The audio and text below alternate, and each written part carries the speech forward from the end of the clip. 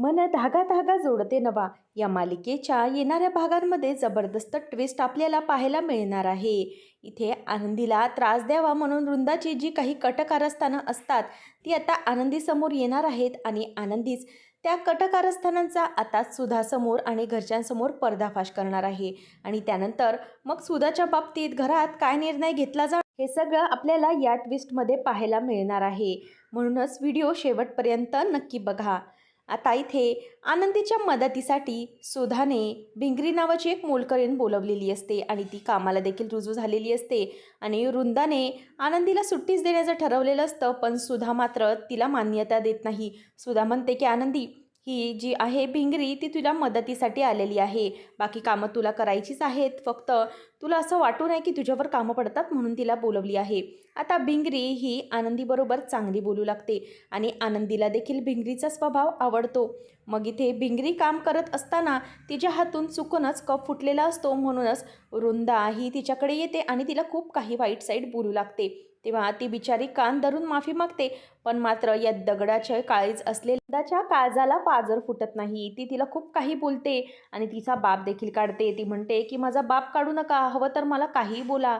त्याच वेळेला आता वृंदा ही तिच्या कानाखाली वाजवणार तितक्यात आनंदीने धमाकेदार एंट्री घेतलेली असते. आनंदीने तिचा हात धरलेला असतो आणि ती म्हणते की हे सगळं काय करताय तुम्ही वृंदा काकू. तेव्हा वृंदा तिच्याकडे बघतच म्हणते की तुझी हिंमतच कशी झाली आनंदी माझा हात धरण्याची. आनंदी म्हणते की असं कोणत्याही प्रकारे आपण कोणालाही त्रास देऊ शकत नाही. ते आपल्या घरी काम करतात याचा अर्थ त्या आपल्या नोकर आहेत असं काही नाही, आणि नोकराने गुलामासारखं वागलं पाहिजे अशातलाही काही भाग नाही. म्हणूनच लक्षात ठेवा, यापुढे असं कोणावरही आपल्यापेक्षा कमी असणाऱ्या माणसांवर हात उचलू नका, हे योग्य नाही. असं सगळं आनंदी सरळच आता वृंदाला दम देते. आणि आनंदीने अशा प्रकारे भिंगरीची मदत केल्यामुळे वृंदाला तर चांगलाच धक्का बसलेला असतो. आणि वृंदा हे सगळं जाऊन सुधाला सांगते. ती म्हणते की अगं तुझ्या सुनेने बघ काय केलं. ती भिंगरी आहे ना, ती अगं चुकीचं काम करत होती. तिच्या हातून काचेचा कप फुटला म्हणूनच मी तिला समजावत होते आणि तिच्यावर 2 शब्द चुकीचे बोलले तर काय चुकलं. पण ही आनंदी ही आली आणि ही माझ्यावर ओरडायलाच लागली आणि तिच्यासमोर मला नको नको ते बोलली आणि अगं माझ्यावर हात देखील उगारला. तर आता सुधा ही आनंदीला बोलावून घेते आणि म्हणते की आनंदी हे काय चाललंय काय तुझं. आनंदी म्हणते की काय झालंय काकू. तेव्हा ती सांगते की अगं तू अशी कशाला वागलीस. अगं माझा मुलगा तुला या घरात येऊन आलाय याचा अर्थ असं नाही की तू या घराची मालकीण झालीस. अगं तू वृंदाशी अशा प्रकारे वागूच कशी शकलीस. तेव्हा ती म्हणते की आई मी काहीच केलेलं नाही. तेव्हा वृंदा म्हणते की मगाशी त्या भिंगरीसोबत वागताना काय केलंस तू, माझा हात धरलास तू, मला मारायला निघाली होतीस.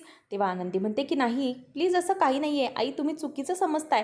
तेव्हा मग आता सुधा म्हणते की आनंदी जर पुन्हा असं कधी झालं तर मी तुला माफ करणार नाही. या घरामध्ये मी सगळी माझी माणसं जोडून ठेवलीस, तू सगळ्यांना तोडायला निघाली आहेस का. आता मात्र आनंदीला असा ओरड्या मिळाल्यामुळे वृंदाच्या मनाला तर शांतता झालेली असते. पण भिंगरीने हे सगळं पाहिलेलं असतं. भिंगरीला माहीत असतं की आनंदीची काहीच चूक नाही, काही बोलता आलेलं नसतं, कारण तिची या घरातली नोकरी जाणार या भीतीने. नंतर आदर्श या सगळ्याचा विचार करू लागतो. आदर्श म्हणतो की आनंदी असं कधी आईसोबत वागणार नाही, आईची अजूनही कर्तृत्व संपलेली नाहीत, मलाच काहीतरी केलं पाहिजे. तर इथे आता वृंदा जाऊन भिंगरीला म्हणते की लक्षात ठेव तोंड उघडलंस तर.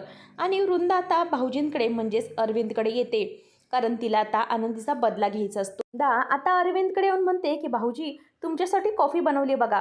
तेव्हा ते म्हणतात की वा वा खरंच खूप छान केलंस, खरं तर ना मला कॉफीची गरजच होती, मी ना माझा मेमरी गेम खेळत होतो म्हणून दे मला, मला म्हणजे कसं आहे ना बरं वाटेल. तेव्हा मग आता ती त्यांना कॉफी देते आणि म्हणते की बरं भाऊजी तुम्ही आता कॉफी पिया आणि ना आराम करा. तेव्हा ते म्हणतात की हो हो खरंच थँक्यू. आणि त्यानंतर वृंदा बाहेर निघून जाते. थोड्याच वेळात त्यांना चक्कर येते आणि चक्कर येऊन ते तिथल्या तिथे खाली पडतात. आता चक्कर आल्यानंतर वृंदा तिथून निघून गेलेली असते. सुधा आणि आनंदी त्यांच्याकडे येऊन धावत धावत विचारतात की काय झालं तुम्हाला. सुधा म्हणते की हो काय झालं आहे. आनंदी पण घाबरलेली असते. आनंदी म्हणते की थांबा मी डॉक्टरांना कॉल लावते. सुधा म्हणते की आनंदी तू काय केलं आहेस यांच्या बाबतीत. तेव्हा आता इथे त्यांना जराशी शुद्ध येते. ते म्हणतात की मला कळत नाही आहे नेमकं काय झालं आहे ते, आणि पुन्हा बेशुद्ध होतात. त्याच वेळेला आता इथे डॉक्टरांना बोलावून गेल्यानंतर डॉक्टर म्हणतात की यांच्या खाण्यामध्ये काहीतरी चुकून मिसळलं गेलं आहे का, ज्याच्यामुळे त्यांना त्रास झाला आहे, त्यांना फूड पॉयझनिंगचा त्रास झाला आहे, अन्नातून विषबाधा झाल्यासारखा प्रकार.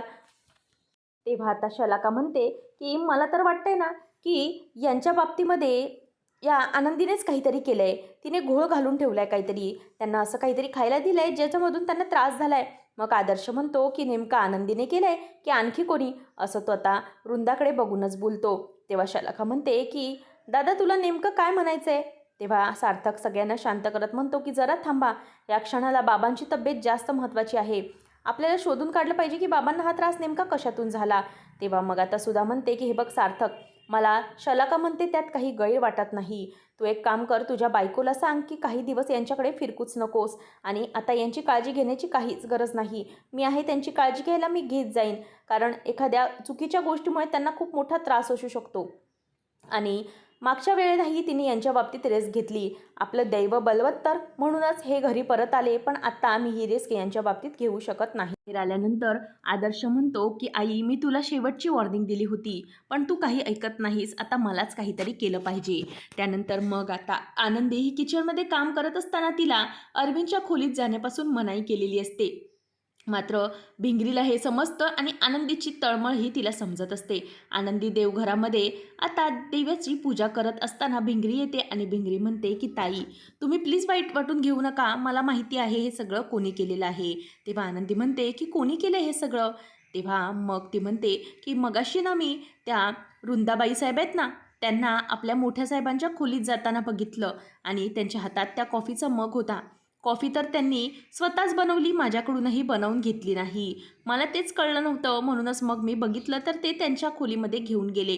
नेमकं हे सगळं काय आहे ना मलाही माहिती नाही, पण इतकंच की त्यांनी काहीतरी केलेलं आहे आणि त्यांना मी चांगलीच ओळखून आहे. मागच्या टाईममध्ये पण मी त्यांच्याकडे काम केलं होतं माझी गरज म्हणून. पण कसं आहे ना, त्या खूप वाईट करतात या घराच्या बाबतीत. त्या सुधा मॅडम आहेत ना, त्या त्यांच्यावर खूप जीव लावतात खरं तर, पण या त्यांच्या लायकीच्याच नाहीत. यांनी खरंच या घराला खूप त्रास दिला आहे आणि मागच्या वेळेलाही साहेबांच्या बाबतीत त्यांनी काही काही केलेलं आहे हे मला चांगलंच माहिती आहे. पण तिने माझं तोंड दाबून मला बंद केलं होतं. तर तिथे आता आदर्शने सगळं ऐकलेलं असतं. आदर्श हा आनंदीला म्हणतो की आनंदी, तू धक्क्यात आहेस ना, पण मला हे कुठेतरी कल्पना होती की हे सगळं आई करत असेल. पण प्लीज आता तू काळजी करू नकोस, या सगळ्याचा छडा आता मी लावणार. माझी आई असली म्हणून काय झालं, माझ्या आईमुळे माझ्या घराला आणि बाकीच्या कुटुंबाला, माझ्या काकू आणि काकांसारख्या देवासारख्या माणसांना मी त्रास होऊ देणार नाही. कारण त्यांनी मला खूप मोठा आसरा दिलेला आहे. माझे बाबा गेल्यानंतर काकांनी मला बाबांचं प्रेम दिलं आणि काकूने आईचं, म्हणूनच मी तुझ्या सोबतीने आहे. हे ऐकून आनंदी तर खुश होते. आनंदी आता हे सगळं सार्थकला सांगण्याचं ठरवते. आनंदी सार्थकला म्हणते की सर, या सगळ्यामध्ये वृंदा काकूचा हात होता. तेव्हा हे ऐकून सार्थकला मनोमन वाईट वाटतं. सार्थक म्हणतो की मला तर माहीतच होतं की काकू काहीतरी चुकीचं वागते आणि तुमच्या बाबतीत ती आईलाही भडकवण्याचा प्रयत्न करते, पण ती इतकं सगळं चुकीचं वागू शकेल हे मला खरंच वाटलं नव्हतं. इतकं टोकाचं वागणं हे काकूला कसं जमलं आणि या सगळ्यातून तिला साध्य तरी काय झालं. आई इतकं करते तिच्यासाठी, पण ती इतका चुकीचा निर्णय का घेते.